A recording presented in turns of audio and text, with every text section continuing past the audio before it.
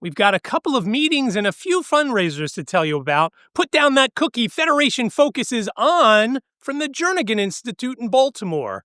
Hey there, PA Federationists. My name is David Goldstein. I am your first vice president, and I'll get to more about the Jernagin Institute in a second. But first, let's get to the meetings this week. On Wednesday night, 7:30 p.m., it's Coffee with the President, the monthly meeting where Lynn Heights talks about everything that's going on within the affiliate. More stuff than what you hear here at Federation Focus. And then on Saturday morning, we've got the Jigsaw chapter meeting at 10 a.m. 5 seconds after that meeting ends, Preston will have the minutes to the listserv, so watch for your inbox on that, or better yet, join the meeting. Links are down below, and I'm going to tell you the link, but our new website is almost ready, so I'm not sure that this link will work. nfbofpa.org/jigsawzoom, nfbofpa.org/jigsawzoom. I will put the correct link via Zoom down below just in case that link is not working, but you can try that one too. Couple of fundraisers to tell you about. The first one is coming up in July 26th. The Greater Berks chapter is having a Panera fundraiser. All the information is down below. Contact President Brian Mackey if you've got any questions, but the link to the flyer will be down below, as well as all the other information, so check the description. The other fundraiser is one that is a little bit out, but you want to start selling them now, and that is the scholarship raffle tickets. Now, if you haven't heard, coming up in October, it is the drawing every night from the 1st to the 31st. So you have 31 chances to win. It only costs you $5. Get your numbers. If your number comes up Sunday through Friday, you win $50, which is pretty cool, right? If it comes up on Saturday, you win $100. How awesome is that? So again, if you don't have a chapter or division where you can talk to your treasurer or president to get some tickets, please shoot me an email, vp1@nfbofpa.org, and we'll figure out how to get you some tickets. I know tickets are going fast, and our goal is to sell every one of the tickets. So again, vp1@nfbofpa.org if you're looking for tickets. As I mentioned, I'm here for the IEP Advocacy Academy at the Jernagin Institute. I've been here for a couple of days, so I thought while I was here at the Jernagin Institute, I would show you around and show you the sleeping area and some of the other newer areas from the Jernagin Institute. I'm standing in a room. I'm going to step out of the shot. You can see there's a seating area. There's another seating area behind that, and I'll do a walking tour in a minute, where there's a fireplace and some stone that came directly from Dr. Jernagin's house when they were doing some renovations.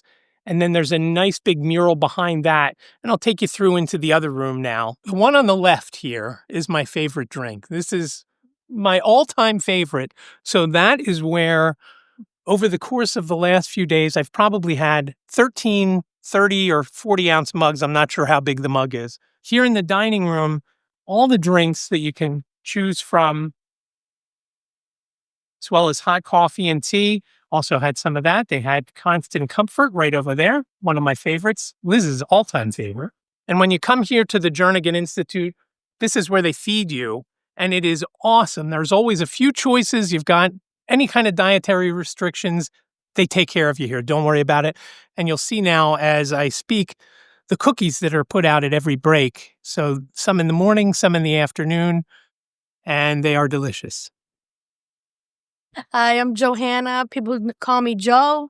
I'm the manager of the logistics team. Hi, I'm Celia Neal. Work here in the National Federation of the Blind from 2017 up to the present in logistics.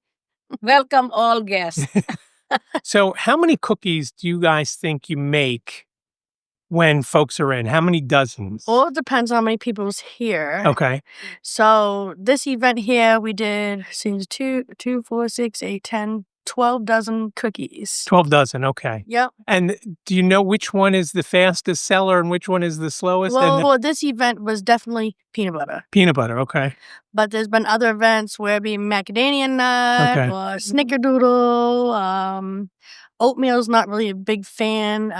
They get taken, but not as fast as other ones. Sometimes it's double chocolate and there's chocolate chip. Right.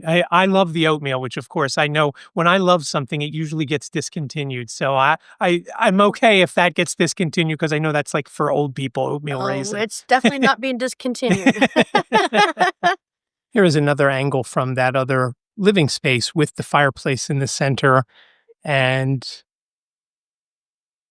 nice seating area around. Now we're going to head into the sleeping area. It's very cool how it's worked. It's all key card activated.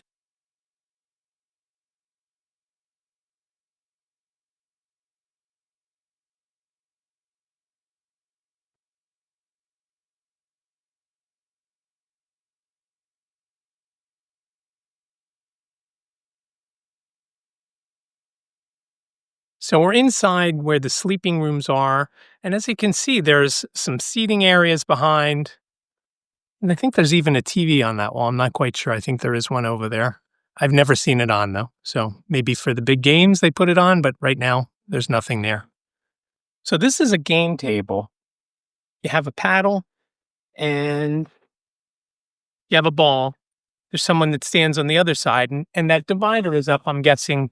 So you don't get hit in the face when you're shooting the ball underneath, basically.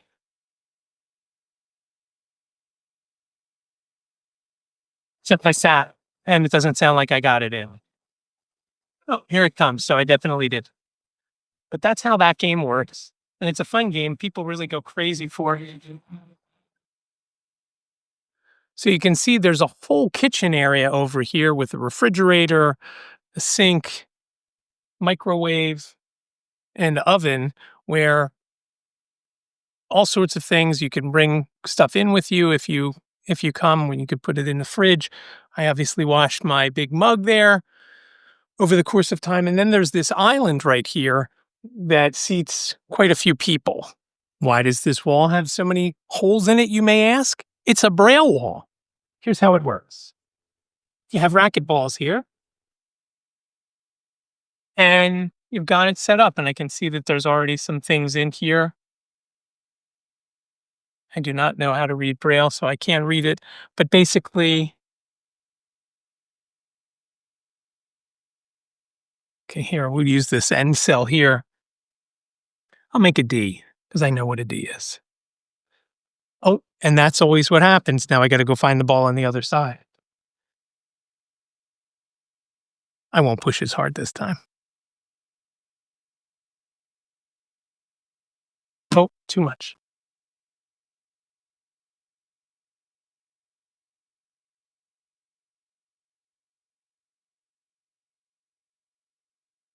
So there we go. My extensive knowledge of Braille, which is a D. I love the D because in design, everything is up and to the right. So this almost looks like an arrow that points up and to the right. Beyond the Braille wall, this is the aisle or the hallway with the sleeping rooms. They're all along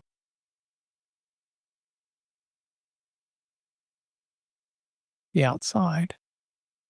Room 11. That's my room. Let's go in. As we enter the room, we enter into a seating area that has a pull-out couch. And on one end of the couch, there's a table with a lamp. As we walk further into the room, we'll head into the sleeping area that has two single beds, has a nice big window that overlooks the street below and the houses across the street, as well as the city of Baltimore. You can also see each bed has a nightstand with lamp, and then you see a very big closet space that has cubbies for all your clothes and several sections for hanging clothes, and even a long section so ladies can hang their dresses. The bathroom is fully equipped with a shower and toilet and a long vanity with sink.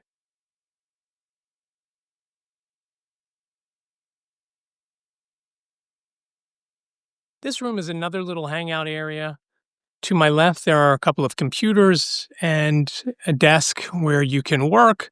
You'll see in the background, you'll see some protest signs from various protests throughout the years.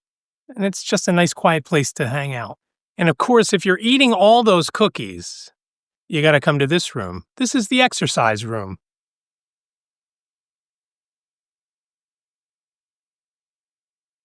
As I pan from left to right, there is a rack with medicine balls. You see some ellipticals and treadmills, as well as some workout benches and weights. So as you can see, it's almost like a college dorm area with the way the rooms are set up and the way everything is here between the game table and the plenty of places to hang out, as you see behind me.